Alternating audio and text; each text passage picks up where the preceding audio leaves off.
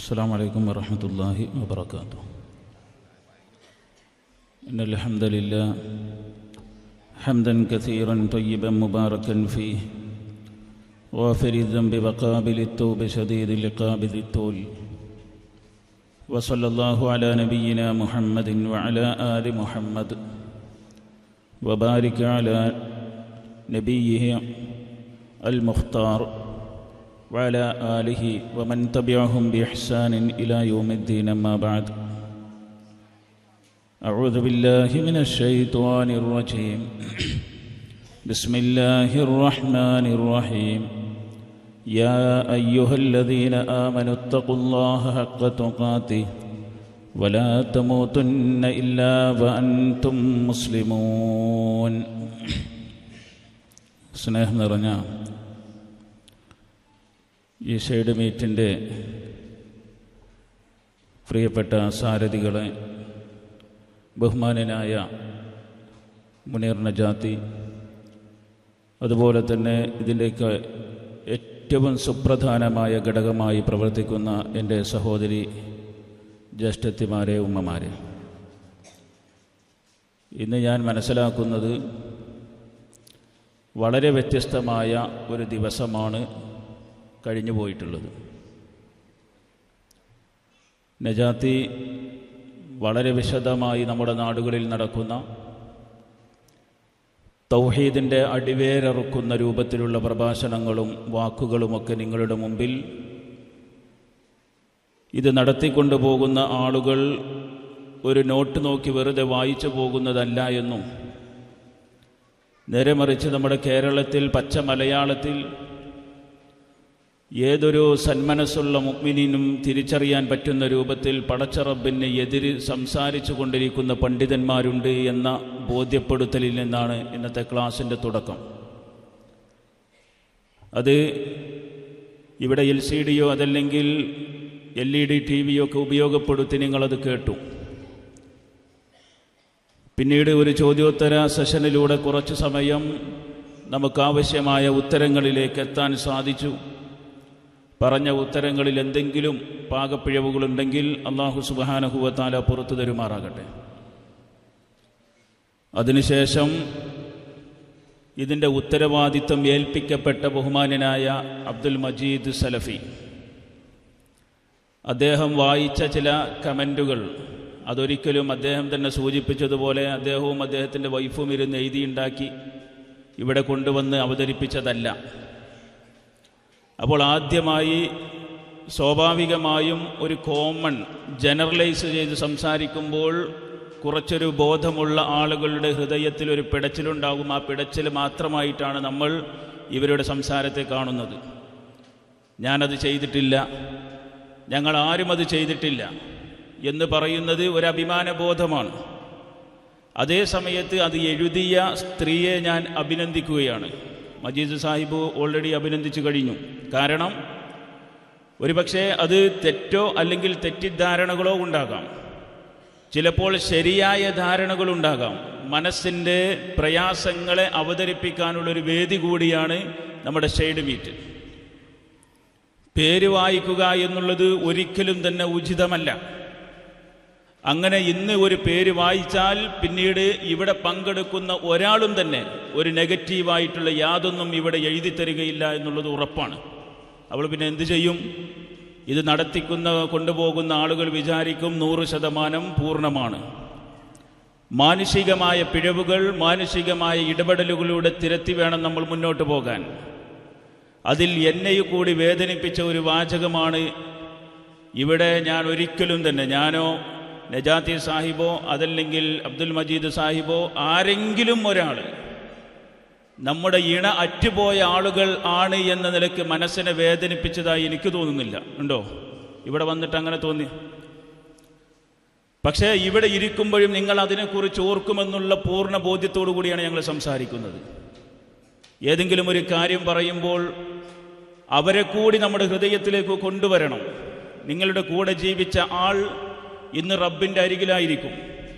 അവർക്ക് വേണ്ടി സദാസമയം നമ്മൾ പ്രാർത്ഥിക്കണം. നമ്മളല്ലാതെ ഈ ദുനിയാവിൽ വേറെ ഒരാളും അവർക്ക് വേണ്ടി പ്രാർത്ഥിക്കാനില്ല എന്ന ഒരു ബോധം കൂടി ഉണ്ടാകണം. ആ വ്യക്തിയുടെ ഉമ്മയും ഉപ്പയും മരണപ്പെട്ടു പോയിട്ടുണ്ടെങ്കിൽ അവരുടെ ബന്ധുക്കളൊന്നും കൂടുതൽ സമയമൊന്നും ഇനി ആർക്കും വേണ്ടി പ്രാർത്ഥിക്കുന്ന ഒരു കാലഘട്ടമല്ല ഇത്. ഞാൻ എങ്ങനെ സംസാരിച്ചാലും എൻ്റെ വീട്ടിൽ ഞാൻ മരണപ്പെട്ടു പോയാൽ ഒരുപക്ഷേ എൻ്റെ ഭാര്യ കുറച്ചു കാലം എനിക്ക് വേണ്ടി പ്രാർത്ഥിക്കും, എൻ്റെ ഉമ്മയും ഉപ്പയും ജീവിച്ചിരിക്കുന്നിടത്തോളം കാലം പ്രാർത്ഥിക്കും. മക്കളുടെ പ്രാർത്ഥന പോലും ഒരുപക്ഷേ എനിക്ക് കിട്ടാത്ത ഒരു സ്വാഭാവികതയിലൂടെയാണ് നമ്മൾ പോകുന്നത്. അപ്പോൾ നിങ്ങൾക്ക് അങ്ങനെ എന്തെങ്കിലും ഒരു വേദന ഇവിടെ വാക്കുകളിലൂടെ ഉണ്ടാകാൻ സാധ്യത കുറവാണ്. ഉണ്ടായിട്ടുണ്ടെങ്കിൽ നിങ്ങളത് സമക്ഷം പൊരുത്തപ്പെടണം. ഒന്നതാണ്. രണ്ടാമത്, ആ വേദനയ്ക്കു പകരം നിങ്ങളുടെ കൈകളിൽ പടച്ചറബ് മക്കളെ തന്നിട്ടുണ്ട് എങ്കിൽ ഈ ഷെയ്ഡ് മീറ്റിൽ പോലും വരാത്ത ഒരു സാമ്പത്തിക ഭദ്രതയിലേക്ക് നിങ്ങളുടെ മക്കളെ പഠിപ്പിച്ച് ഉന്നതമായ ജോലി വാങ്ങി അവരുടെ കൂടെ നിങ്ങൾ ആഗ്രഹിക്കുന്ന രൂപത്തിൽ ജീവിക്കാനുള്ള ഒരു നല്ല ഒരു ഗൈഡ് ലൈൻ നിങ്ങൾ നൽകണമെന്നാണ് എനിക്ക് ഓർമ്മപ്പെടുത്താനുള്ളത്. 5 വയസ്സായ 10 വയസ്സായ 15 വയസ്സായ 5ാം ക്ലാസ്സിൽ പഠിക്കുന്ന 10ാം ക്ലാസ്സിൽ പഠിക്കുന്ന +2 പഠിക്കുന്ന മക്കളുണ്ട് എങ്കിൽ അവരെ തോന്നിയ പോലെ വിട്ട്, ഞാൻ ഉറപ്പിച്ച് പറയുന്നു, നിങ്ങളുടെ കൂടെ നിൽക്കേണ്ട ആൾ നിങ്ങളുടെ കൂടെ ഇല്ലാത്തതിൻ്റെ ഫലം ഒരുപക്ഷെ നിങ്ങൾ വീടിൻ്റെ ഉള്ളിൽ അനുഭവിക്കുന്നുണ്ടാവും. നിങ്ങൾ വിളിക്കുന്ന സ്ഥാനത്തേക്ക് മക്കളെ കിട്ടാത്തൊരു ദുരന്തം ഒരുപക്ഷെ നമ്മൾ അനുഭവിക്കുന്നുണ്ടാവും. എൻ്റെ ഭാര്യ വിളിച്ചിട്ട് കിട്ടാത്തിടത്ത് അവൻ്റെ ചെവി പിടിച്ച് എനിക്ക് തിരിച്ചു കൊണ്ടുവരാൻ സാധിക്കുന്ന ഒരു സാഹചര്യം ഒരുപക്ഷെ എൻ്റെ മുമ്പിൽ ഇരിക്കുന്ന ആളുകൾക്കുണ്ടാകണമെന്നില്ല. പിന്നെ എന്ത് ചെയ്യണം?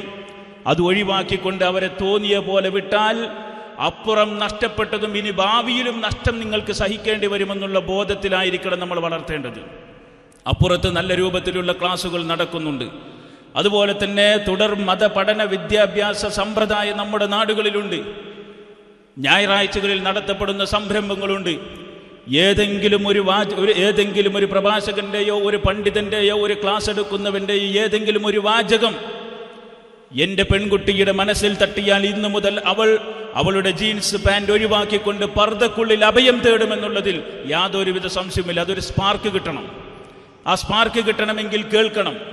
അത് കേൾക്കണമെങ്കിൽ നമ്മൾ അത് നൽകുന്ന സദസ്സുകളിൽ എത്തണം. ഇവിടെയുള്ള ആർക്കെങ്കിലും അങ്ങനെ ഇതൊരു ഔദാര്യമായി തോന്നുന്നുവെങ്കിൽ ആർക്കും അത് തോന്നിയിട്ടുണ്ടാവുകയില്ല.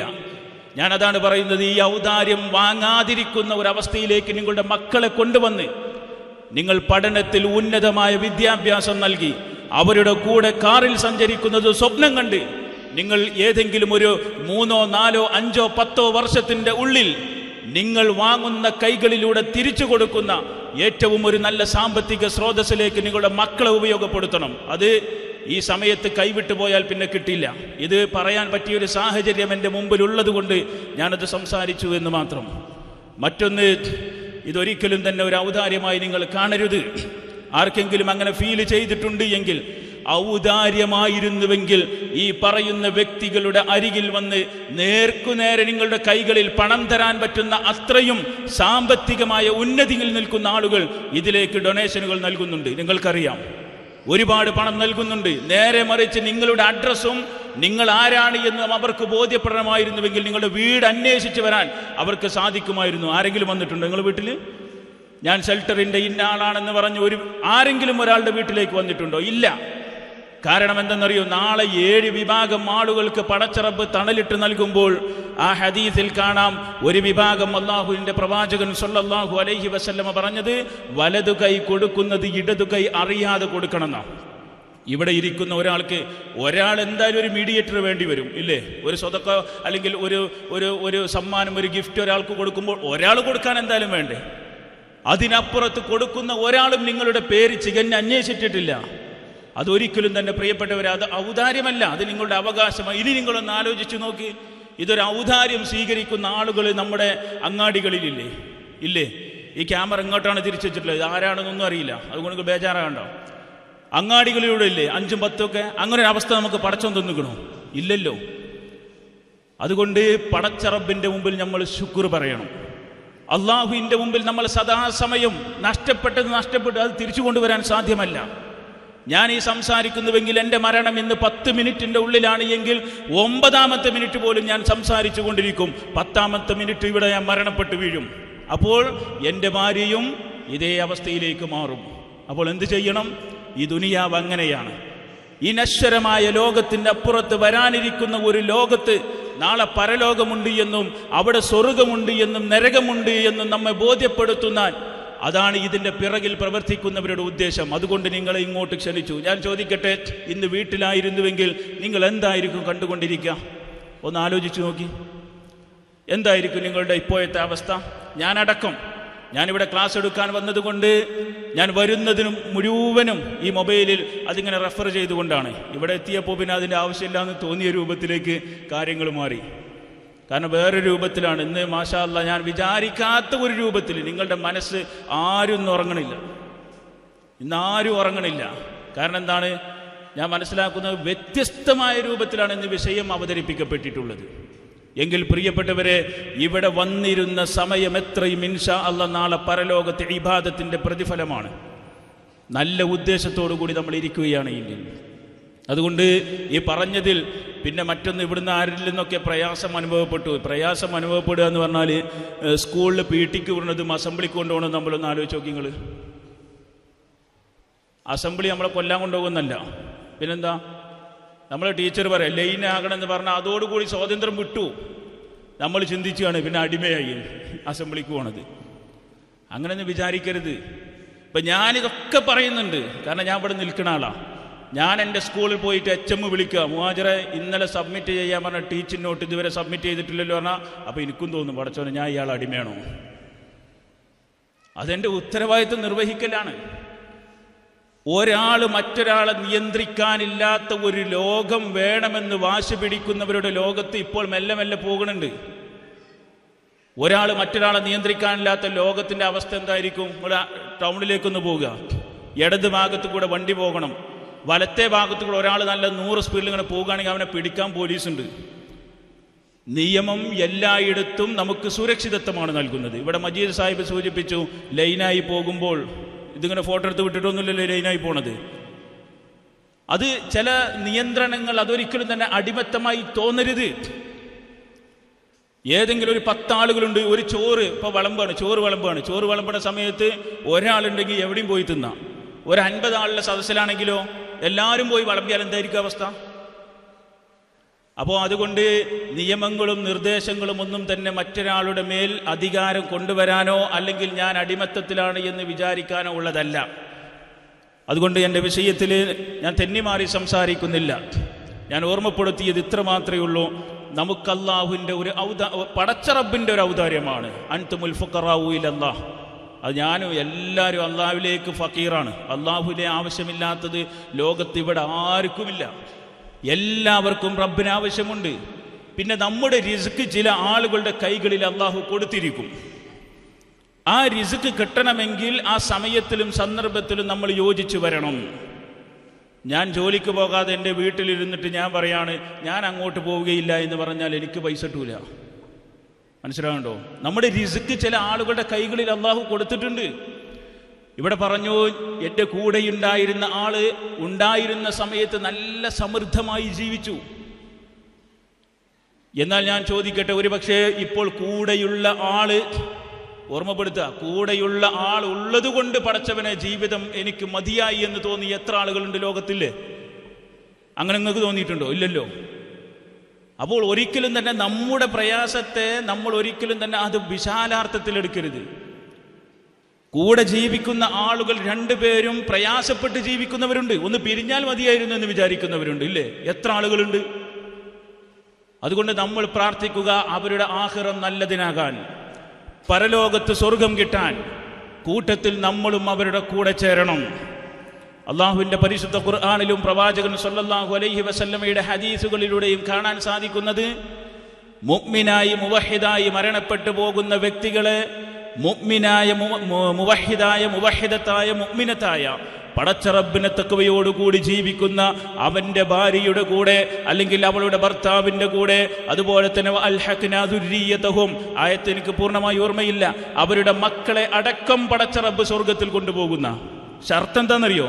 മുനീർ ജനാത്തിയുടെ ക്ലാസ്സാണ്, അഥവാ തൗഹീദിൻ്റെ മർമ്മമാണ്.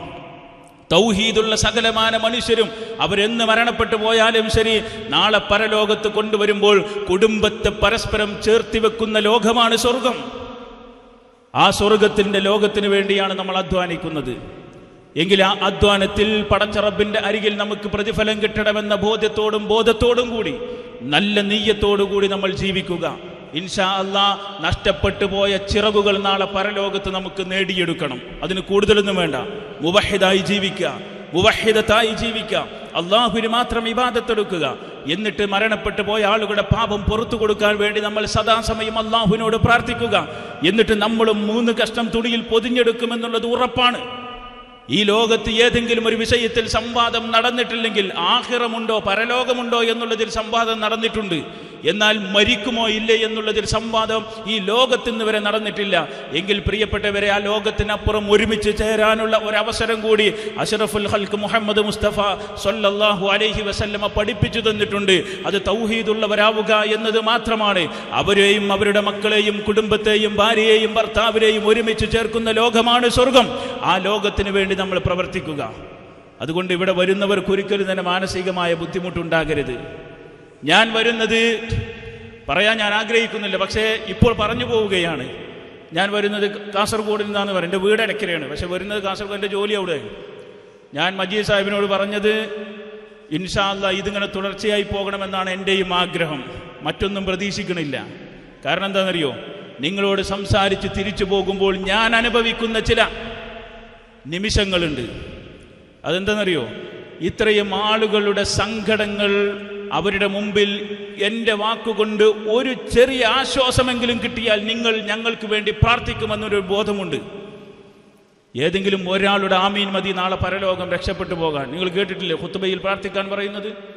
അതുപോലെ തന്നെ പ്രാർത്ഥനയ്ക്ക് ഉത്തരം കിട്ടുമെന്ന് തോന്നുന്ന സദസ്സുകളിൽ പ്രാർത്ഥിക്കണമെന്ന് എഴുതി കൊടുക്കാറുണ്ട്. എന്തേ കാരണം എന്നറിയോ?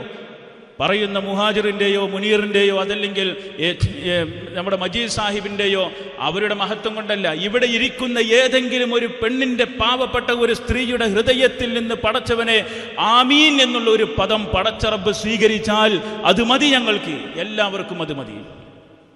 ആമീൻ എന്നുള്ളത് നിസ്സാരമായ വിഷയമല്ല. അതുകൊണ്ട് ഞാൻ ഓർമ്മപ്പെടുത്തിയത്, നിങ്ങളുടെ മനസ്സിൽ അങ്ങനെ സങ്കടമുണ്ടെങ്കിൽ അത് മാറ്റിവെക്കുക. സങ്കടപ്പെട്ടിങ്ങനെ കാലം കഴിച്ചു കൊണ്ടുപോകണ്ട. നേരെമറിച്ച് നമുക്ക് സങ്കടമുണ്ടാകും. ഞാൻ പറയുന്നത്, നിങ്ങളുടെ മുമ്പിൽ മക്കളായിക്കൊണ്ട് ചില നല്ല നല്ല പേഴ്സുകൾ മുത്തുകളെ പടച്ചു തന്നിട്ടുണ്ട്. അതിനെ കൈവിടരുത്. ആ പരലോക യാത്രയിൽ അവരെ കൂടെ ചേർക്കണം.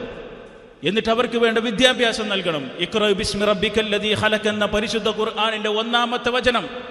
അറിവിന് പുച്ഛം വില കൊടുത്തിരുന്ന ഒരു കാലഘട്ടത്തിൽ പരിശുദ്ധ ഖുർആൻ ആദ്യം ഇറങ്ങുന്നത് വായിക്കണമെന്ന. മക്കളെ വായിപ്പിക്കാറുണ്ടോ? ഞാൻ ചോദിക്കട്ടെ, നിങ്ങളുടെ കുട്ടികളെ ഇന്നലെ വായിപ്പിച്ച എത്ര ആളുണ്ടോ? ഒന്ന് കൈവന്തിക്ക്.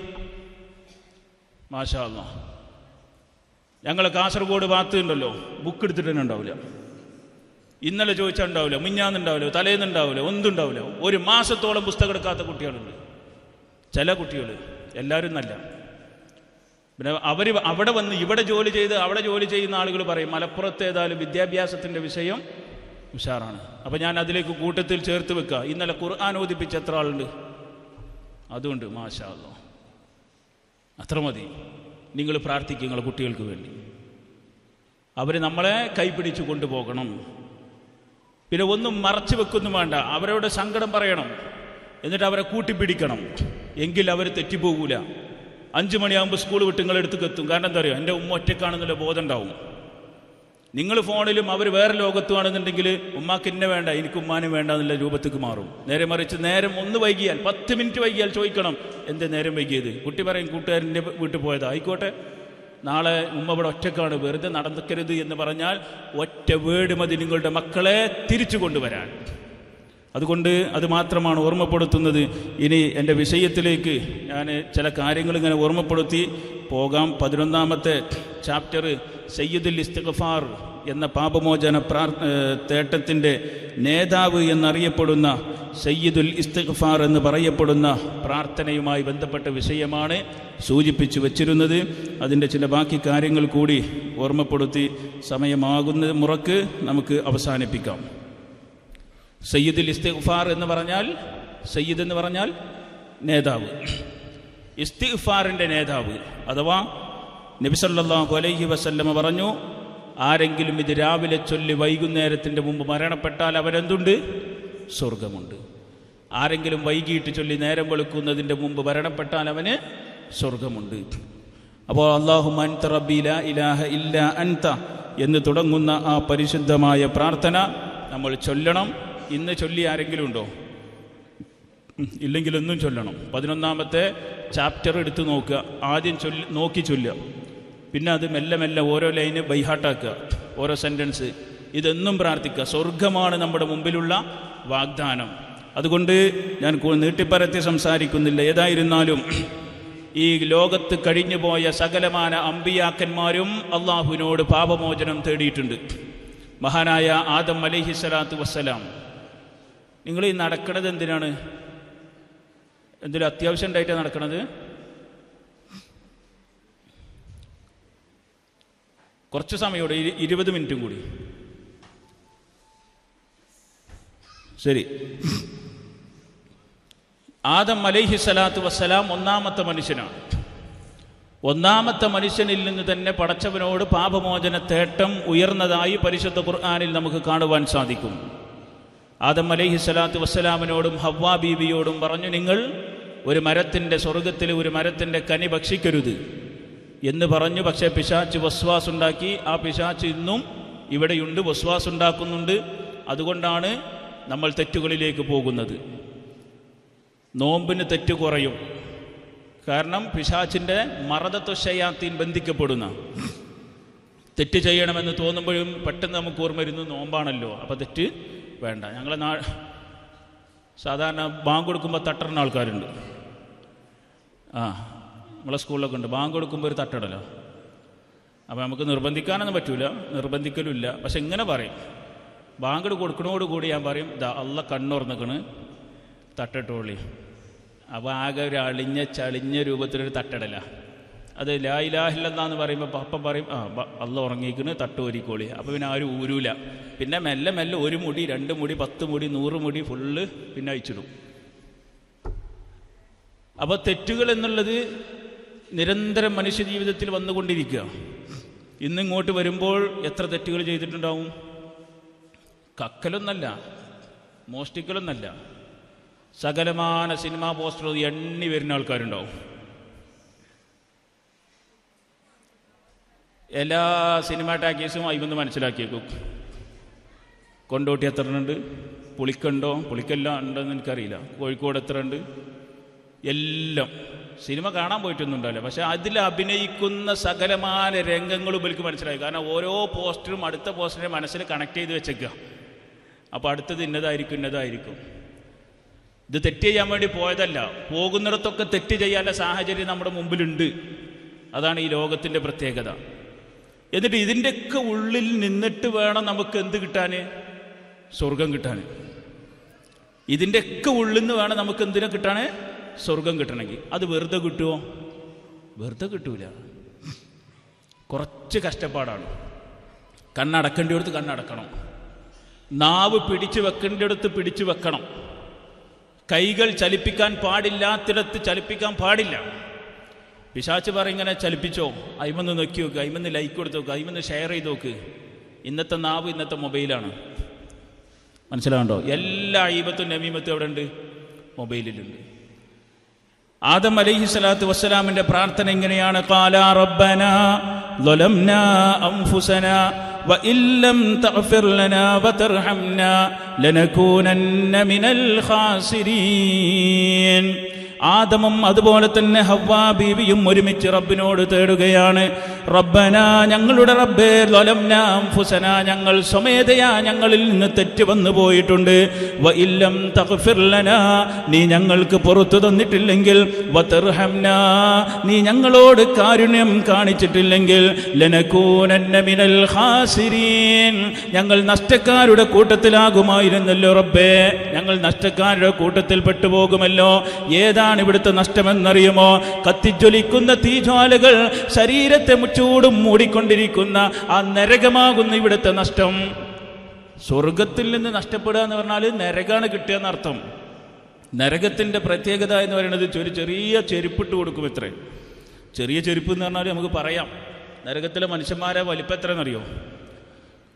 അവരുടെ ഒരു പല്ല് ഉഹുദ് മലയോളം ഉണ്ടാകുന്ന 60 മുഴം തൊലിക്കട്ടി ഉണ്ടാവും. 60 മുഴം തൊലിക്കട്ടി, തൊലിയുടെ കട്ടി 60 മുഴം. ഈ തൊലിയാണ് കുല്ലമാ നദിജതു ജുലൂദുഹും ബദ്ദൽനാ ജുലൂദൻ ഗൈറഹാ. ആ തൊലി ഇങ്ങനെ കത്തി തീരുമ്പോൾ അടുത്ത ഭാഗത്തിൽ നിന്ന് പടച്ചവനും പുതിയ തൊലി വെച്ചു കൊടുക്കും. ഇതിന് അറ്റല്ല, എന്നാ തീരലില്ല.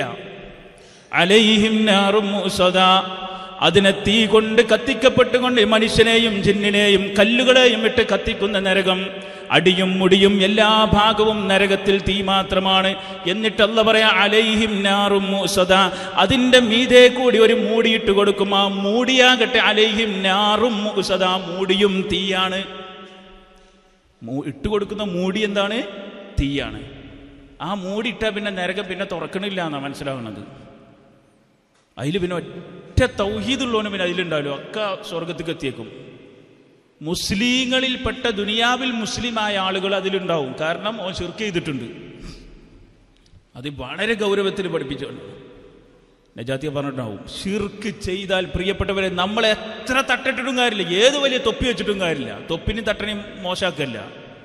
എത്ര ഹജ്ജ് ചെയ്തിട്ടും കാര്യമില്ല, പോകുമ്പോൾ ഒരു ജാറത്തിന്റെ മുമ്പിൽ സുജൂദ് ചെയ്ത് തിരിച്ചു വരുമ്പോൾ ജാറത്തിലൂടെ കടന്നുപോയി ജാറത്തിൽ നിന്നും ജാറത്തിലേക്കുള്ള യാത്രയിൽ കുറച്ച് സമയം മക്കയിലെ ഹറമിൽ പോയിരുന്നത് കൊണ്ട് ഒരിക്കലും തന്നെ നാളെ സ്വർഗമുണ്ട് എന്ന് വിചാരിക്കണ്ട. ആ രണ്ട് തലക്കെട്ടും സക്രിയ സ്വലൈ പറയാറുണ്ട്, മറ്റേ ഒലക്കക്ക് രണ്ട് ദിടുകയെന്ന്. പോകുമ്പോഴും ഒരു ജാറം, തിരിച്ചു വരുമ്പോഴും ഒരു ജാറം. അങ്ങനത്തെ ഒന്നില്ല, ഇല്ല. അത് തുറന്ന് പറയാം. ഖബർ സന്ദർശിക്കാം, പടച്ചോൻ്റെ അരികിൽ നിന്ന് ഇവർക്ക് പ്രതിഫലം കൊടുക്കണേ എന്ന് നമുക്ക് ബന്ധപ്പെട്ടവർക്ക് വേണ്ടി പ്രാർത്ഥിക്കാൻ, അതൊക്കെ ചെയ്യാം. അവരോടൊരു പ്രാർത്ഥന ഇസ്ലാം പഠിപ്പിച്ചിട്ടില്ല. ഏതായിരുന്നാലും അല്ലാഹ് പറയാണ്, ആദം അലൈഹി സ്വലാത്തു വസ്സലാമിൻ്റെ പ്രാർത്ഥനയാണ്, നീ ഞങ്ങൾക്ക് പുറത്തു തന്നിട്ടില്ലെങ്കിൽ, നീ ഞങ്ങളോട് കാരുണ്യം കാണിച്ചിട്ടില്ലെങ്കിൽ, ലനകൂനന്ന മിനൽ ഖാസിരീൻ, ഞങ്ങൾ ഏറ്റവും വലിയ ഖുസ്റാനിൽ അകപ്പെട്ടു പോകും, അത് നരകമാണ്. പക്ഷെ അള്ളാഹു പുറത്തു കൊടുത്തു. പക്ഷെ പുറത്തു കൊടുത്തിട്ട് പറഞ്ഞു, നിങ്ങൾ ഭൂമിക്ക് പോകണം, ഇവിടെ കുറച്ചു കാലം ജീവിക്കണം, പിന്നെ തിരിച്ച് വരണം. അതിൽപ്പെട്ട അതിൻ്റെ മക്കളാണ് നമ്മളൊക്കെ. ആദം നബിയും ഹവ്വാ ബീവിയൊക്കെ സ്വർഗത്തിലാണ്. ഇനി നമ്മളും ആ സ്വർഗത്തിലേക്ക് പോകണം. അള്ളാഹു അതിനുള്ള തൗഫീക്ക് നൽകി അനുഗ്രഹിക്കുമാറാകട്ടെ. രണ്ടാമത് നൂഹ് നബി അലൈഹി സ്വലാത്തു വസ്സലാമിൻ്റെ പ്രാർത്ഥനയാണ്. ഇങ്ങനെ പറഞ്ഞു പോവുകയാണ്. നൂഹ് നബി അലൈഹി സ്വലാത്തു വസ്സലാം പറയുകയാണ്, ഖാല റബ്ബി ഇന്നി അഊദു ബിക അൻ അസ്അലക മാ ലൈസ ലീ ബിഹി ഇൽമുൻ വഇല്ലാ തഗ്ഫിർ ലീ വതർഹംനി അകും മിനൽ ഖാസിരീൻ. പടച്ചവനെ, ഞാൻ നിന്നോട് ചോദിക്കാൻ പറ്റാത്ത ചില കാര്യങ്ങൾ ചോദിച്ചു പോയിട്ടുണ്ട്. അതിനെക്കുറിച്ച് കൃത്യമായി ധാരണയില്ലായിരുന്നു, അറിവില്ലായിരുന്നു. അതുകൊണ്ട് തന്നെ വഇല്ലാ തഗ്ഫിർ ലീ വതർഹംനി, നീ എനിക്ക് പുറത്തു തരികയും എന്നോട് കാരുണ്യം കാണിക്കുകയും ചെയ്തിട്ടില്ല എങ്കിൽ അകും മിനൽ ഖാസിരീൻ, പടച്ചവരെ ഞാൻ ഹുസ്റാനിൽ അകപ്പെട്ടു പോകും, നഷ്ടക്കാരിൽ പെട്ടുപോകും. ആരെ പ്രാർത്ഥിക്കണം അറിയോ? ഒന്ന് ആദം അലൈഹി സ്വലാത്തു വസ്സലാം, രണ്ടാരാ നൂഹ് നബി അലൈഹി സ്വലാത്തു വസ്സലാം ആദ്യത്തെ റസൂലാണ്. ഇവര് രണ്ടാളും പ്രാർത്ഥിക്കുകയാണ്. എല്ലാ പ്രവാചകന്മാരും പ്രാർത്ഥിച്ചു. നമ്മൾ പ്രാർത്ഥിക്കുന്ന പ്രാർത്ഥന എന്താ? ഇസ്തിഗ്ഫാർ, അസ്തഗ്ഫിറുല്ലാ അസ്തഗ്ഫിറുല്ലാ അസ്തഗ്ഫിറുല്ലാ. എന്താ അസ്തഗ്ഫിറുല്ലാ? മനസ്സ് തട്ടാത്ത ഒരു പ്രാർത്ഥന അള്ളാഹ്ക്ക് വേണ്ടെന്നാ. അസ്തഗ്ഫിറുല്ലാ എന്ന് പറയുമ്പോൾ ഇന്നലെ രാത്രി നമ്മൾ മൊബൈലിൽ കണ്ട തോന്നിവാസം ഓർമ്മ വരണം. അതുപോലെ തന്നെ ആരെങ്കിലും കുറിച്ച് ഗീബത്ത് പറഞ്ഞിട്ടുണ്ടോ, നമീമത്ത് പറഞ്ഞിട്ടുണ്ടോ, ഉമ്മയെക്കുറിച്ച്, ഉപ്പയെക്കുറിച്ച്, ഭർത്താവിനെക്കുറിച്ച്, അതുപോലെ തന്നെ മക്കളുമായി ബന്ധപ്പെട്ട വിഷയം, അമ്മായിയമ്മയുമായി ബന്ധപ്പെട്ട വിഷയം, അമ്മോശങ്കാക്കയുമായി ബന്ധപ്പെട്ട വിഷയം, ഡ്രസ്സിങ്ങിൻ്റെ വിഷയം, അതുപോലെ തന്നെ ഏത് വിഷയമാണെങ്കിലും അസ്തഗ്ഫിറുല്ലാ എന്ന് പറയുമ്പോൾ പടച്ചവനെ അതൊക്കെ ഹൃദയത്തിലേക്ക് കൊണ്ടുവന്നിട്ടാണ് നമ്മൾ തേടുന്നത്. ഇതൊക്കെ നീ എനിക്ക് പുറത്തു നൽകണേ അല്ലാ. അപ്പോഴാണ് അസ്തഗ്ഫിറുല്ലാ ആകുക. ഇത് മറ്റോല് മൂന്നാള് മറ്റേ യാത്ര പോയി അസ്തഗ്ഫിറുല്ലാ പറഞ്ഞ മാതിരിയോ? അത് കേട്ടിട്ടില്ലേ? മൂന്നാളിങ്ങനെ യാത്ര പോവുക. അപ്പോൾ കണ്ണിനെ നിയന്ത്രിക്കുകയാണ്. കണ്ണിനെ നിയന്ത്രിച്ചപ്പോൾ ഒരാൾ പറഞ്ഞു, ഒരു പെണ്ണിനെ കണ്ടു. പെണ്ണിനെ കണ്ടപ്പോൾ ഇവങ്ങൾ നോക്കി, അതിൽ മറ്റയാൾ പറഞ്ഞു, ഞാൻ പരിപാടിക്ക് നിൽക്കുക. വളരെ ചുരുക്കി പറയാം. ഇനി എന്ത് ചെയ്യണം? ഇനി അഥവാ അങ്ങനെ ആരെങ്കിലും കണ്ടാൽ വേറൊരാളോട് പറയണ്ട, എന്ത് പറഞ്ഞാൽ മതി? അസ്തഗ്ഫിറുല്ലാ പറഞ്ഞാൽ മതി. ഇങ്ങനെ മുന്നോട്ട് പോയി അതിലൊരുത്ത അസ്തഗ്ഫിറുല്ലാ. അപ്പോൾ മറ്റവൻ ചോദിക്കുക, എവിടെ? ഈ അസ്തഗ്ഫിറുല്ലാ വേണ്ട, മനസ്സിലായോ? അപ്പോൾ മറ്റൊരു രണ്ടാളും ചോദിക്കുക, എവിടെയെന്ന്. അപ്പോൾ പെണ്ണിനെ കണ്ടിക്കണം. അതാണ് അസ്തഗ്ഫിറുല്ലാ പറഞ്ഞത്. അങ്ങനത്തെ അസ്തഗ്ഫിറുല്ലാ അല്ല. ഇവർ പറഞ്ഞ അസ്തഗ്ഫിറുല്ലാ നരകത്തിൽ നിന്ന് മോചിപ്പിച്ച് സ്വർഗത്തിലൂടെ എത്തിക്കണം. അത്ര പവറുള്ള അസ്തഗ്ഫിറുല്ലാഹ് പറയാൻ നമുക്ക് സാധിക്കണം. മൂസാ നബി അലൈഹി സ്വലാത്തു വസ്സലാം അദ്ദേഹം പറയുന്നതായി നമുക്ക് കാണുവാൻ സാധിക്കും. മൂസാ നബി അലൈഹി സ്വലാത്തു വസ്സലാം കുറച്ച് ദേശക്കാരനായിരുന്നു. നിങ്ങൾക്കറിയുമോ എന്നറിയില്ല. കുറച്ച് ദേശമുള്ള ആളായിരുന്നു.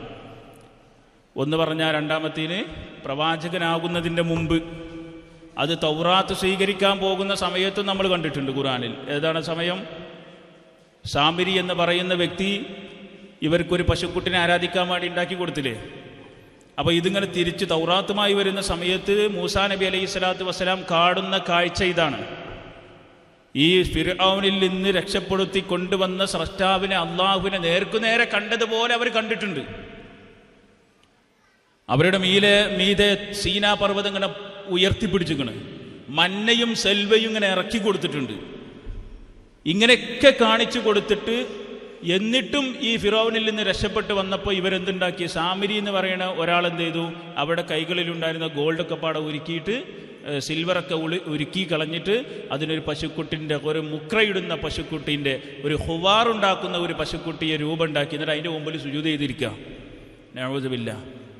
ഇത് കണ്ടപ്പോൾ അദ്ദേഹത്തിന് ഏടുകളൊക്കെ വലിച്ചെറിഞ്ഞിട്ട് ഹാറൂൻ നബി അലൈഹി സ്വലാത്തു വസ്സലാമിൻ്റെ താടിക്കൊരു പിടുത്താണ്. ഇതൊക്കെ ഖുർആനിലുണ്ട്. അപ്പോൾ മൂസാ നബി അലൈഹി സ്വലാത്തു വസ്സലാം മൂസാ നബി ആകുന്നതിൻ്റെ മുമ്പ് ഈജിപ്തിൽ ഒരു പ്രത്യേകത ഉണ്ടായിരുന്നു. അതിങ്ങനെ പറഞ്ഞിട്ട് ഞാൻ അവസാനിപ്പിക്കും ഇൻഷാ അല്ലാഹ്. ഈജിപ്തിൻ്റെ പ്രത്യേകത എന്ന് പറയുന്നത് 2 വിഭാഗം ആളുകളാണ് പ്രധാനമായി ഈജിപ്തിലുണ്ടായിരുന്നത്. ഒന്ന് ബനു ഇസ്രായേലുകാരാണ്. ഈ ബനു ഇസ്രായേലുകാർ എന്ന് പറയുന്നത് ഇസ്രായേൽ എന്ന് പറയപ്പെടുന്ന ഒരു പ്രവാചകന്റെ മക്കളാണ്. ആരാ ഇസ്രായേൽ എന്ന് അറിയപ്പെടുന്ന പ്രവാചകന്? യാക്കൂബ് നബി അലൈഹി സ്വലാത്തു വസ്സലാം, യൂസുഫ് നബിയുടെ ഉപ്പ. യൂസുഫ് നബിക്ക് 11 സഹോദരന്മാരുണ്ടല്ലോ. യൂസുഫ് നബി അടക്കം 12. ഈ 12 മക്കളുടെ മക്കൾ ഇങ്ങനെ വരുന്നതാണ് ബനു ഇസ്രായേലുകാർ എന്ന് പറയുന്നത്, ഇസ്രായേൽ വംശം എന്ന് പറയുന്നത്. ഇവരാണ് ഒരു ഭാഗത്ത് ഈജിപ്തിലുണ്ടായിരുന്നത്. മറുഭാഗത്തുണ്ടായിരുന്നത് ഫിർഔനും അവൻ്റെ കൂട്ടാളികളും. അവരറിയപ്പെട്ടിരുന്നത് കിബ്തികൾ എന്നാണ്, അഖ്താബ് എന്നാണ് പറയാം. അപ്പോൾ ഈ കിബ്തികളായ ആളുകൾ ഈ ബനു ഇസ്രായേലുകാരെ അടക്കി ഭരിച്ചുകൊണ്ടിരിക്കുന്ന കാലം. അവിടെ ഭരണം നടത്തിയത് ഫിർഔനാണ്. നമ്മുടെയൊക്കെ നാടുകളിൽ ഇപ്പോൾ നടന്നുകൊണ്ടിരിക്കുന്നതും അങ്ങനെ തന്നെ. പരസ്പരം തമ്മിൽ തല്ലിപ്പിച്ച്, പരസ്പരം ചോര കുടിപ്പിച്ച്, എന്നിട്ട് ഭരണകൂടത്തിൻ്റെ സപ്പോർട്ട് ഒരു വിഭാഗത്തിന് നൽകി മറ്റൊരു വിഭാഗത്തെ എല്ലാ നിലക്കും തന്നെ ദുർബലമായി കാണുകയും അവരെ എന്ത് ചെയ്താലും ഒരു പ്രശ്നമില്ല, സംരക്ഷണം നൽകുകയും ചെയ്ത ഒരു ഈജിപ്തിൻ്റെ മണ്ണിലാണ് മൂസാ നബി അലൈഹി സ്വലാത്തു വസ്സലാം വളർന്നു വരുന്നത്. അങ്ങനെ കിബ്തി ഗോത്രത്തിൽപ്പെട്ട ഫിർഔനിൻ്റെ ഒരാളും ഇസ്രായേൽ ജനതയിൽപ്പെട്ട ഒരാളും തമ്മിൽ എന്തോ പ്രശ്നമുണ്ടായി. ആ പ്രശ്നം ഒരുപക്ഷെ ഈ ഇസ്രായേലി മക്കളുടെ ഈ കൂട്ടത്തിൽപ്പെട്ട വ്യക്തിയുടെ അരികിലായിരിക്കും ന്യായം ഉണ്ടാകുക. ഏതായിരുന്നാലും മൂസാ നബി അലൈഹി സ്വലാത്തു വസ്സലാം ചെന്നിട്ട് ഈ പറയപ്പെടുന്ന കിബ്തിയെ പിടിച്ചൊരു ഉന്തി ഒരു തള്ളി. ഈ കിബ്തിയാകട്ടെ ആ തള്ളൽ കിട്ടിയോടുകൂടി അങ്ങനെ മരിച്ചട് വീടും ചെയ്തു. അത് പരിശുദ്ധ ഖുർആനിൽ നമുക്ക് ഇങ്ങനെ വായിക്കുവാൻ സാധിക്കും. അല്ലാഹു സുബ്ഹാനഹു വ തആല കൃത്യമായി ഓർമ്മപ്പെടുത്തി, വദഖലൽ മദീനത അലാ ഹീനി ഗഫ്ലത്തിൻ മിൻ അഹ്ലിഹാ ഫവജദ ഫീഹാ റജുലൈനി യഖ്തതിലാനി ഹാദാ മിൻ ശിഅതിഹി വഹാദാ മിൻ അദൂവിഹി ഫസ്തഗാസഹു അല്ലദീ മിൻ ശിഅതിഹി അലല്ലദീ മിൻ അദൂവിഹി. അല്ലാഹു സുബ്ഹാനഹു വ തആല പറയാം, മൂസാ നബിയുടെ ചരിത്രം പറയാം. ഒരുപാട് പേജുകളിൽ ഇങ്ങനെ മൂസാ നബി അലൈഹി സ്വലാത്തു വസ്സലാമിൻ്റെ ചരിത്രം അവിടെയും ഇവിടെയുമായി അള്ളാഹു കോറിയിട്ടിട്ടുണ്ട്. അവിടെ വെച്ച് പറയാം, അദ്ദേഹം പട്ടണത്തിൽ പ്രവേശിക്കുകയാണ്, ഈജിപ്തിൽ മിസ്റിൻ്റെ പട്ടണത്തിൽ പ്രവേശിക്കുകയാണ്. ഒരു അശ്രദ്ധമായ സമയത്താണ് ആ പ്രവേശനം നടക്കുന്നത്. അവിടെ വന്ന് നോക്കുമ്പോൾ 2 ആളുകൾ തമ്മിൽ ഇങ്ങനെ യഖ്തതിലാനി, അവർ പരസ്പരം പോരടിക്കുന്നുണ്ട്. ഹാദാ മിൻ ശിഅതിഹി, ഒരു വിഭാഗത്തിൽ അദ്ദേഹത്തിൻ്റെ വിഭാഗത്തിൽപ്പെട്ട ഒരാളുണ്ട്, ഇസ്രായേൽ സന്തതികളിൽപ്പെട്ട ഒരാളുണ്ട്. വഹാദാ മിൻ അദൂവിഹി, അത് മറ്റൊരാളാകട്ടെ കിബ്തി വർഗത്തിൽപ്പെട്ടവനാണ്, അതാ ഫിർഔനിൻ്റെ ആളുകളാണ്. ഫസ്തഗാസഹു അല്ലദീ മിൻ ശിഅതിഹി അലല്ലദീ മിൻ അദൂവിഹി, അദ്ദേഹത്തെ മൂസാ നബിയെ കണ്ടപ്പോൾ ഈ ബനു ഇസ്രായേലുകാരിൽപ്പെട്ട ആ വ്യക്തി, മൂസാ എന്നെ ഒന്ന് രക്ഷിക്കണേ, ഇതാ നമ്മുടെ ശത്രു എന്നെ അടിക്കുന്നുണ്ടെന്ന് പറഞ്ഞു. മൂസാ നബി അലൈഹി സ്വലാത്തു വസ്സലാം അവിടെ ചെന്നിട്ട് എന്ത് ചെയ്തു? ആ വ്യക്തിയെ ഒന്ന് തള്ളി, ഒന്ന് അടിച്ചു. ഈ അടി കിട്ടിയ ഉടനെ ആള് മരിച്ചു. ഞാൻ നീട്ടിപ്പരത്തി പറയുന്നില്ല. അപ്പോഴാണ് ഇത് ഈ സംഭവം ഫിർഔൻ അറിഞ്ഞു. കൊട്ടാരത്തിൽ വിഷയമായി. കൊട്ടാരത്തിൽ അദ്ദേഹത്തിനെതിരിൽ ഗൂഢാലോചന നടന്നു.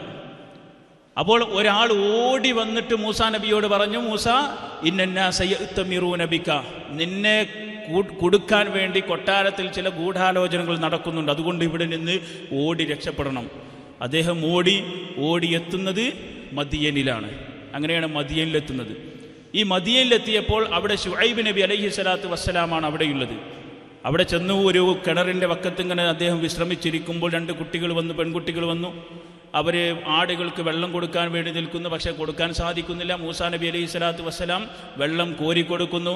ഈ 2 പെൺകുട്ടികൾ വീട്ടിൽ പോയി കാര്യം പറയുന്നു. ശുഐബ് നബി അലൈഹി സ്വലാത്തു വസ്സലാം മൂസാ നബിയെ വിളിക്കുന്നു. എന്നിട്ട് പറയുന്നു, ഇതിൽ 2-ൽ ഒരാളെ ഞാൻ നിനക്ക് വിവാഹം ചെയ്തു തരാം, നീ 8 കൊല്ലം അല്ലെങ്കിൽ 10 കൊല്ലം ഞങ്ങളുടെ ആടുകളെ മേൽക്കണം എന്നൊക്കെ പറഞ്ഞ് പിന്നീട് കാലങ്ങൾക്ക് 10 കൊല്ലത്തിന് ശേഷം വീണ്ടും ഈജിപ്തിലേക്ക് മടങ്ങുമ്പോഴാണ് ആ സീനാ പർവ്വതത്തിൻ്റെ മുകളിൽ നിന്നൊരു പ്രകാശം കാണുന്നത്. ഓർമ്മയില്ല? അതൊക്കെ മദ്രസ പഠിച്ചത് ഓർമ്മയില്ലേ? ഓർമ്മ ഉണ്ടോ? കഴിഞ്ഞ മാസം പറഞ്ഞതിന് ഓർമ്മ ഉണ്ടാവില്ല. അപ്പോൾ ആ ഒരു പ്രകാശം കണ്ട് ആ പ്രകാശം പിന്നെ അതിങ്ങനെ നീണ്ടുപോവുകയാണ്. ഈ സംഭവത്തെ വെച്ചുകൊണ്ടാണ് മൂസാ നബി അലൈഹി സ്വലാത്തു വസ്സലാം അള്ളാഹുവിനോട് പ്രാർത്ഥിക്കുന്നത്, പടച്ചവനെ ഞാൻ ആ തെറ്റ് ചെയ്തു പോയി, അറിയാതെ ചെയ്തതാണ്. എന്നാലും മൂസാ നബി അലൈഹി സ്വലാത്തു വസ്സലാം അല്ലാഹുവിനോട് തേടുകയാണ്. ഖാല റബ്ബി ഇന്നി ളലംതു നഫ്സി ഫഗ്ഫിർ ലീ ഫഗ്ഫറ ലഹു ഇന്നഹു ഹുവൽ ഗഫൂറുർ റഹീം. അല്ലാഹുവിനോട് പ്രാർത്ഥിക്കുന്നു, റബ്ബി ഇന്നി ളലംതു നഫ്സി, പടച്ചവനെ ഞാൻ എൻ്റെ ശരീരത്തിൽ നിന്ന് തന്നെ ഒരു തെറ്റ് വന്ന് സംഭവിച്ചു പോയിട്ടുണ്ട്. ഫഗ്ഫിർ ലീ, അതുകൊണ്ട് എനിക്ക് നീ പുറത്തു നൽകണേ അല്ലാഹ്. ഫഗ്ഫറ ലഹു, അല്ലാഹു പുറത്തു നൽകുകയുണ്ടായി. ഇന്നഹു ഹുവൽ ഗഫൂറുർ റഹീം, തീർച്ചയായും അല്ലാഹു എല്ലാം പൊറുക്കുന്നവനും കാരുണ്യവാനുമാകുന്നു. അപ്പോൾ ഈ മൂസാ നബിയുടെ പ്രാർത്ഥന ഏത് വിഷയത്തിലാണ്? ഖിബ്തിയെ കൊന്ന വിഷയത്തിലാണ്. ഇത് പരലോകത്ത് വരുമ്പോൾ മൂസാ നബി അലൈഹി സ്വലാത്തു വസ്സലാം ആദം നബി മുതൽ തുടങ്ങും. നമ്മളൊക്കെ ആദം നബിൻ്റെ അരികിൽ ആദ്യം ഓടിച്ചെല്ലും. അപ്പോൾ ആദം നബി അലൈഹി സ്വലാം പറയും, എൻ്റെ റബ്ബിനോട് ഇന്ന് സംസാരിക്കാൻ കഴിയില്ല, കാരണം എൻ്റെ റബ്ബ് ഇന്ന് കോപിച്ച അത്രയും ശക്തമായ രൂപത്തിൽ ഇതുവരെ കോപിച്ചിട്ടില്ല പരലോകത്ത് മഹ്ശറിൽ. എന്നിട്ട് ആ ലോകത്താണ് നമ്മുടെ ഏതെങ്കിലുമൊക്കെ വല്യപ്പിയൊക്കെ നമ്മളെ പിടിച്ചുകൊണ്ട് പോകുമെന്ന് പറയണത്. എൻ്റെ ത്വരീക്കത്തിൻ്റെ ആൾക്കാർ എൻ്റെ കൂടെ വരുന്നത്. എന്ത് ത്വരീക്കത്ത്? ആദം നബി അലൈഹി സ്വലാത്തു വസ്സലാം കിടുകിട വിറക്കുക, നൂഹ് നബി പ്രയാസപ്പെടുക, മൂസാ നബി അലൈഹി സ്വലാത്തു വസ്സലാം പറയാ, ഇന്നെൻ്റെ റബ്ബ് ഏറ്റവും കൂടുതൽ ദേഷ്യപ്പെട്ട് നിൽക്കുന്ന സമയമാണ്, അതുകൊണ്ട് എൻ്റെ അരികിലേക്ക് നിങ്ങൾ വന്നതുകൊണ്ട് കാര്യമില്ല, ഞാൻ ഭൂമിയിൽ ഒരാളെ കൊന്നുപോയിട്ടുണ്ട്, അറിയാതെയാണ്, പ്രവാചകരാകുന്നതിൻ്റെ മുമ്പാണ്. ആ വിഷയത്തിൽ എൻ്റെ റബ്ബ് എൻ്റെ വിഷയത്തിൽ എന്ത് തീരുമാനമെടുക്കുമെന്ന് എനിക്കറിയാതെ ഞാൻ പ്രയാസപ്പെട്ടുകൊണ്ടിരിക്കുകയാണ്. അങ്ങനെ അവസാനം വന്ന് അഷ്റഫുൽ ഖൽഖ് മുഹമ്മദ് മുസ്തഫ സ്വല്ലല്ലാഹു അലൈഹി വസല്ലമയുടെ അരികിലെത്തും. അവിടെയാണ് നേരത്തെ മജീദ് സാഹിബ് പറഞ്ഞതുപോലെ അല്ലാഹുമ്മ റബ്ബൻ ഇത് പറയണ്ട, എന്താ പ്രാർത്ഥന? ബാങ്കിന് ശേഷി اللهم رب هذه الدعوة التامة والصلاة القائمة محمدا الوسيلة والفضيلة وابعثه مقاما محمودا الذي وعدته എന്ന പ്രാർത്ഥന. ആ ശഫാഅത്ത് നൽകപ്പെടുന്ന വ്യക്തിയാണ് മുഹമ്മദ് മുസ്തഫ സ്വല്ലല്ലാഹു അലൈഹി വസല്ലം. ആ ശഫാഅത്ത് കിട്ടണമെങ്കിൽ മുവഹിദിന് മാത്രമേ കിട്ടുള്ളൂ. മുവഹിദിന് മാത്രമേ കിട്ടുള്ളൂ. എത്രത്തോളം എന്ന് വെച്ചാൽ മുവഹിദാണ്, ബിദ്അത്ത് ചെയ്തവന് വരെ അത് കിട്ടൂല എന്നാണ്. മുവഹിദാണ്, അള്ളാഹനെ മാത്രമേ ആരാധിച്ചിട്ടുള്ളൂ, അള്ളാഹുവിൻ്റെ മുമ്പിൽ വേറൊരാളെയും പകരം പങ്കു ചേർത്തിട്ടില്ല, ഒന്നും ചെയ്തിട്ടില്ല. പക്ഷെ ബിദ്അത്ത് ചെയ്തു. എന്താ ബിദ്അത്ത് എന്നറിയോ? എന്താ ബിദ്അത്ത്? ഇസ്ലാമിൽ ഇല്ലാത്ത കാര്യം ചെയ്യുന്നതല്ല ബിദ്അത്ത്. ശരിക്കും മനസ്സിലാക്കിക്കോളി. ഇസ്ലാമിൽ ഇല്ലാത്തൊരു കാര്യം ചെയ്ത അതിന് ബിദ്അത്ത് എന്ന് പറയോ? അതിനെന്താ പറയാ? അത് ഇസ്ലാം തന്നെ അല്ലല്ലോ. മനസ്സിലാകണ്ടോ? ഒരാൾ കൈ കൂപ്പി, അത് ബിദ്അത്താ? ഭാഷയിൽ ബിദ്അത്താണ്. പിന്നെന്താ? അത് ഇസ്ലാമിൽ തന്നെയല്ല, പിന്നെ അതിന് ബിദ്അത്ത് എന്നറിയില്ല. ഇസ്ലാമിലുള്ള ഒരു കാര്യം ശരിക്കും മനസ്സിലാക്കിക്കോളി. ഇസ്ലാമിലുള്ള ഒരു കാര്യം ഇത്തിബാഉ സുന്ന ഇല്ലാതെ ചെയ്യുന്നതാണ് ബിദ്അത്ത്.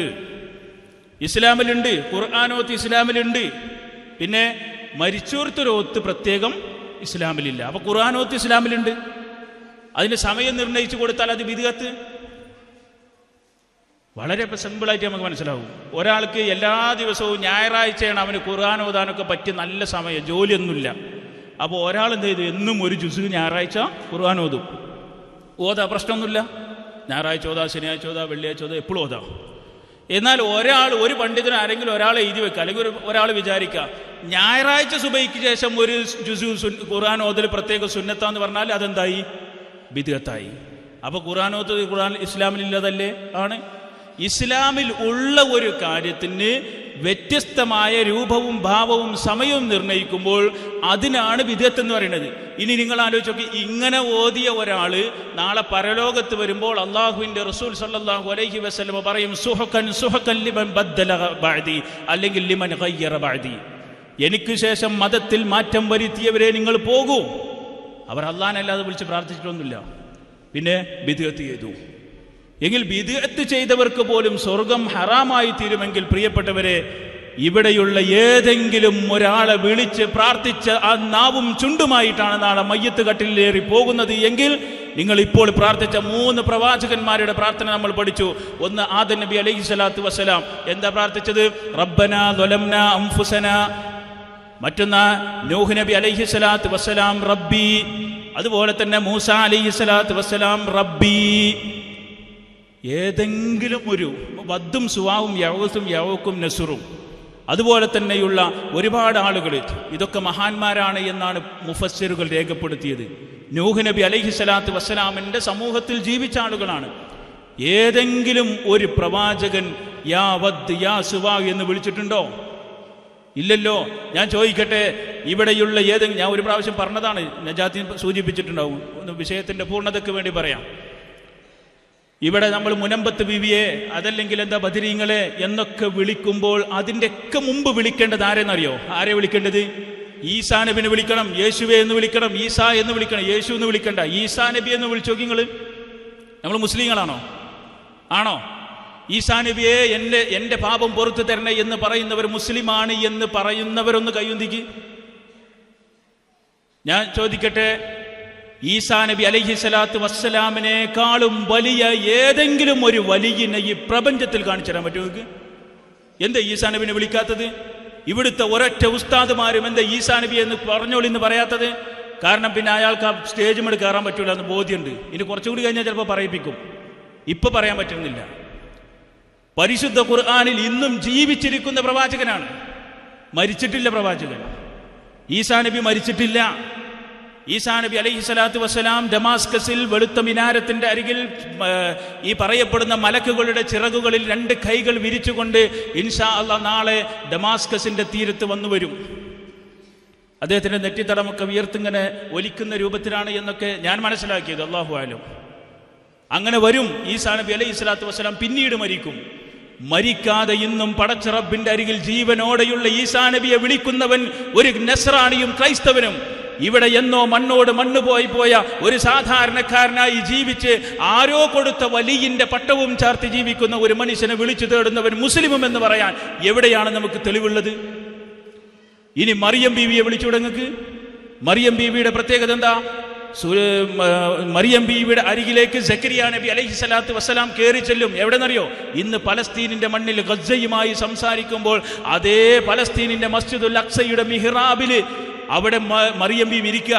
കയറി ചെല്ലും സക്കരിയ നബി അലൈഹി സ്വലാത്തു വസ്സലാം. ചെന്ന് നോക്കുമ്പോൾ അവരുടെ മുമ്പിൽ ഇങ്ങനെ വിശാലമായ അർത്ഥത്തിൽ അന്ന് പലസ്തീനിൽ കാണാത്ത ഫലങ്ങൾ കാണുകയാണ്, സമൃദ്ധമായി ഫ്രൂട്ട്സ് കാണുകയാണ്. മറിയം ബീവിയോട് ചോദിക്കും, മന്നാലക്കി ഹാദാ, നിനക്ക് എവിടുന്ന് അത് കിട്ടുന്നത്?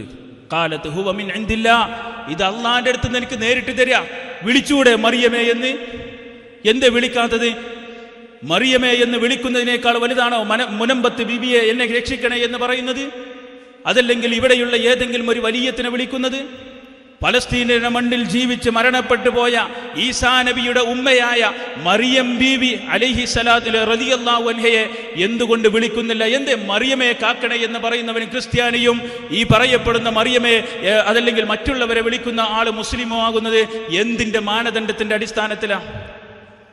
അതുകൊണ്ട് ഇതുപോലുള്ള ക്ലാസുകൾ കേൾക്കാതെയാണ് നിങ്ങൾ നാളെ മരണപ്പെട്ടു പോകുന്നതെങ്കിൽ ഇവിടെ പടച്ച റബ്ബിന്റെ ഈ പ്രബോധനം, ഈ ദഅവത്ത്, ഈ ദീനുമായി ബന്ധപ്പെട്ട വിഷയം സംസാരിക്കുമ്പോൾ ഒരിക്കലും തന്നെ നമുക്കതൊരു മനസ്സുകുത്ത് വേണ്ട. കാരണം മയ്യത്ത് കട്ടിൽ 3 കഷ്ണം തുണിയിൽ പൊതിഞ്ഞെടുത്ത് പോകുമ്പോൾ അള്ളാഹ് ചോദിക്കുന്ന ഒറ്റ ചോദ്യങ്ങളിൽ ഏറ്റവും പ്രധാനപ്പെട്ടത് നിന്റെ റബ്ബാരാണ് എന്ന. എല്ലാവർക്കും അറിയാം റബ്ബി അല്ലാഹ്, എൻ്റെ റബ്ബ് അല്ലാഹ്. അബൂജഹലിനും അറിയാം, അറിയില്ലേ? അബൂജഹലിനോട് മഴ വർഷിപ്പിക്കുന്നത് ആരാന്ന് ചോദിച്ചാൽ അബൂജഹൽ പറയും അള്ളയാണ്. പക്ഷെ ഖബറിൽ പറയാൻ കിട്ടൂല. അത് അറബി അറിയാത്തത് കൊണ്ടല്ല, അള്ളാഹ് എന്ന പദം ഉച്ചരിക്കാൻ കഴിയാത്തത് കൊണ്ടല്ല, തൗഹീദില്ലാത്തവന്റെ നാവ് ചലിക്കൂലെന്നാ. അന്ന് ഖബറിൽ സംസാരിക്കണമെങ്കിൽ, നാവ് ചലിക്കണമെങ്കിൽ തൗഹീദ് ഉണ്ടാകണം. അതുകൊണ്ട് പ്രിയപ്പെട്ടവരെ, നീട്ടിപ്പരത്തി പറയുന്നില്ല. ഇവിടെ അമ്പിയാക്കന്മാരുടെ പ്രാർത്ഥനകൾ അഖിലവും പരിശുദ്ധ ഖുർആനിലുണ്ട്. സൂറത്തു ഫാത്തിഹ മുതൽ സൂറത്തു നാസ് വരെ നിങ്ങൾക്കറിയുന്ന ഏതെങ്കിലും ഒരു ഉസ്താദിനെ കൊണ്ട് ചോദിക്കണം നിങ്ങൾ, യാ മറിയം, യാ ഈസ, യാ മുഹമ്മദ്, യാ നൂഹ്, യാ ആദം എന്നിങ്ങനെ ഏതെങ്കിലും ഒരു പ്രാർത്ഥന ഖുർആനിലുണ്ടെങ്കിൽ ഞാൻ ഇവിടെ നിന്ന് ഉറക്കെ പറയാം, നിങ്ങൾ പ്രാർത്ഥിച്ചോളൂ. ആരോടും പ്രാർത്ഥിച്ചോളൂ, ആരോടും വിളിച്ചു തെളിക്കോളൂ. നിങ്ങളുടെ കുട്ടി വീഴാൻ പോകുന്നുവെങ്കിൽ മൂസ കാക്കണേ എന്ന് പറഞ്ഞോളൂ, മൂസാ നബിയെ രക്ഷിക്കണേ എന്ന് പറഞ്ഞു. പക്ഷെ ഖുർആനിലുണ്ടോ? ഇല്ലല്ലോ. ഹദീസിലുണ്ടോ? ഇല്ലല്ലോ. എന്തിനാ ഇങ്ങനെ ബുദ്ധിമുട്ടി പ്രയാസപ്പെട്ട് ഇല്ലാത്ത ഹദീസുകളുടെ പിറകിലോട് വ്യാഖ്യാനിച്ച് കൊണ്ടുവരുന്നത്? അള്ളാഹുവേ കാക്കണേ എന്നുള്ള വിളിയാണം സൂറത്തുൽ ഫാത്തിഹ മുതൽ സൂറത്തുൽ നാസ് വരെ എല്ലാ അമ്പിയാക്കന്മാരും വിളിച്ചു. അതുകൊണ്ട് പ്രിയപ്പെട്ടവരെ, ഞാൻ അവസാനിപ്പിക്കുകയാണ്. ചില കാര്യങ്ങൾ മാത്രം ഓർമ്മപ്പെടുത്തി അള്ളാഹു സുബ്ഹാനഹു വ തആല കൂടുതൽ പഠിക്കാനും മനസ്സിലാക്കാനുമുള്ള തൗഫീക്ക് നൽകി അനുഗ്രഹിക്കുമാറാകട്ടെ. നിങ്ങൾ തൗഫീക്കിന് വേണ്ടി പ്രാർത്ഥിക്കണം. തൗഫീക്ക് എന്ന് പറയുന്നത് ഇൽമു കൊണ്ട് മാത്രം കിട്ടുന്നതല്ല. തൗഫീക്കിലേക്കുള്ള ഒരു ചവിട്ടുപടിയാണ് ഇൽമെന്ന് പറയുന്നത്. ഇൽമുള്ളവനും പിഴച്ചു പോകും. നേരെ മറിച്ച് അള്ളാഹുവേ നിന്നെ മാത്രം ഇബാദത്തെടുക്കുന്ന, നിന്റെ പ്രവാചകനെ അങ്ങേയറ്റം സ്നേഹിക്കുന്ന, ഇത്തിബാവോടുകൂടി ജീവിക്കുന്ന ആളുകളുടെ കൂട്ടത്തിലാകാൻ നീ എനിക്ക് തൗഫീക്ക് നൽകണേ എന്ന് നമ്മൾ അള്ളാഹുവിനോട് പ്രാർത്ഥിക്കണം. സംസാരിക്കുന്ന ഞാനും പ്രാർത്ഥിക്കണം, കേൾക്കുന്ന നിങ്ങളും പ്രാർത്ഥിക്കണം. ആ തൗഫീക്കില്ലാതെ ഈ ദുനിയാവിൽ കോടികൾ കിട്ടിയിട്ടും കാര്യമില്ല. അവസാനം കൈകൾ രണ്ടും ഇങ്ങനെ മലർത്തിയിട്ടിട്ടാണ് പോകുന്നത്. ഒരു അറബിയിലൊരു ചൊല്ലുണ്ട്, ഒരു വഫീ ഖബ്ലി കഫിത്ത് തിഫ്ലി എന്ന് പറഞ്ഞിട്ട് ഒരു അറബി പദ്യമുണ്ട്. ഒരു വരിയാണ്. അതിലെന്താ പറയുന്നത്? ഓരോ കുഞ്ഞും ജനിച്ചു വീഴുന്നത് മാതാവിൻ്റെ ഗർഭപാത്രത്തിൽ നിന്ന് പുറത്തു വരുന്നത് കൈകൾ ഇങ്ങനെ പിടിച്ചിട്ടാണ്. ഇങ്ങനെ പിടിച്ച് ഞാൻ ഈ ലോകം മുഴുവൻ വെട്ടി അടക്കുമെന്ന ഒരു സാങ്കല്പികമായ ഒരു വ്യാഖ്യാനം അതിന് കൊടുത്താലും നാളെ പരലോകത്തേക്ക് പോകുന്നത് ഇങ്ങനെ പിടിച്ചിട്ടാണ്. അഥവാ ഇങ്ങനെ വന്ന കയ്യിൽ ഒന്നുമില്ലാത്തവനായി തിരിച്ചു പോകുമ്പോൾ അവിടെ നമുക്ക് ഉപകാരമുള്ളത് തൗഹീദാണ്, അവിടെ നമുക്ക് ഉപകാരമുള്ളത് സുന്നത്താണ്, പ്രവാചകൻ സ്വല്ലല്ലാഹു അലൈഹി വസല്ലമയുടെ ശഫാഅത്താണ്. അതിനൊക്കെ വേണ്ടി ജീവിക്കുക. അല്ലാഹു സുബ്ഹാനഹു വ തആല കൂടുതൽ കാര്യങ്ങളും പഠിക്കാനുമുള്ള തൗഫീക്ക് നൽകി അനുഗ്രഹിക്കുമാറാകട്ടെ. വഅഖൂലു ഖൗലി ഹാദാ വഅസ്തഗ്ഫിറുല്ലാഹ വസ്തഗ്ഫിറൂ ഇന്നഹു ഹുവൽ ഗഫൂറുർ റഹീം. വസ്സലാമു അലൈക്കും വറഹ്മത്തുള്ളാഹി വബറകാതുഹു.